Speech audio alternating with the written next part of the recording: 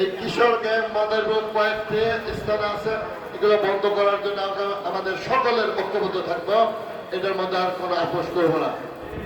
চাঁদাবাজি, এই চাঁদাবাজির শব্দটা সারা বাংলাদেশে আছে, মাদারীপুরে কিন্তু কিছুটা নিবৃত হয়েছে। আমরা সে জায়গায় ঐক্যবদ্ধ হব। চাঁদাবাজি বন্ধ করার জন্য কোনো আপোষ আমরা করব না। আমরা সুধী সমাজ করব, সেই সুধী সমাজের মধ্যে দিয়ে আমরা সকলকে অবহিত করব আপনাদের সন্তানকে নিবৃত্ত করার জন্য। যদি না করেন আমরা ব্যবস্থা আইনের সাহায্য নেব, আইনের কাছে সমর্থ করব। আরেকটি ব্যাপার রয়েছে, আমাদের মাদক যুব সমাজ ধ্বংসের দ্বার প্রান্তে। বিগত সরকারের সময় এগুলাতে কিন্তু কোনো বাধা ছিল না, এগুলো দিয়ে তাদের কিন্তু কাজ ছিল, তাদের দিয়ে খারাপ কাজ করা হয়তো, এবং বেশিরভাগই কিশোর গ্যাংয়ের মধ্যেই ছিল।